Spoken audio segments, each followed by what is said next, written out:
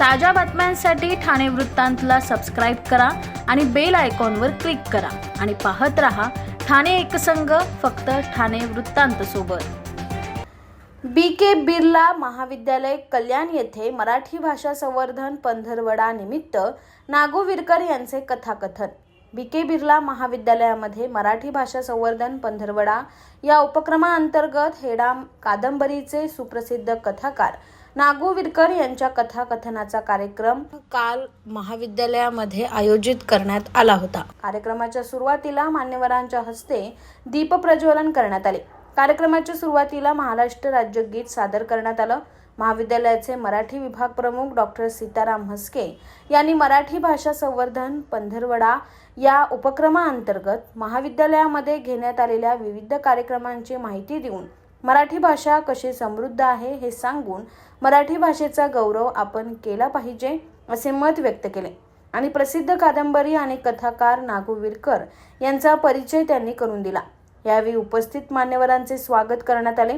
नागू विरकर यांनी मराठी साहित्य आणि ग्रामीण कथा साहित्य कसे समृद्ध आहे याचा थोडक्यात आढावा घेतलाय। साहित्याच्या जीवनावर कसा प्रभाव पडतो ते व्यक्त करत साहित्याचे ताकद विशद केले। यावेळी त्यांनी रानशाळा कथा त्यांनी आपल्या बोलीभाषेतून सादर केली आणि उपस्थितांची मनं जिंकली। संघर्ष काय असतो, गुरूंचा आशीर्वाद जीवनात किती महत्त्वाचा असतो ते स्वतःच्या आयुष्यातील वाटाडेपोळ गुरुजी यांना देव मानून ऋण व्यक्त केले।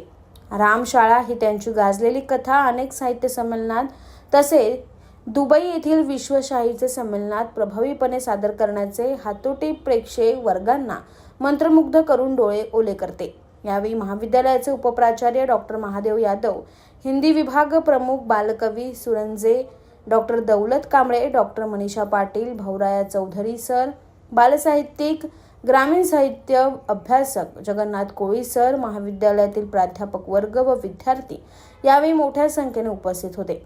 या कार्यक्रमाचे आयोजन करण्यासाठी बी.के. बिर्ला महाविद्यालयाचे शिक्षण संचालक डॉक्टर नरेश चंद्र, महाविद्यालयाचे प्राचार्य डॉक्टर अविनाश पाटील विशेष सहकार्य लाभलं। कार्यक्रमाच्या शेवटी दीपाली देशपांडे यांनी पसायदान सादर केले। उपस्थितांचे आभार मानत डॉक्टर मनीषा पाटील यांनी मांडले तर कार्यक्रमाचे सूत्रसंचालन डॉक्टर मल्हारी मसलनखाब काम यांनी केले आहे।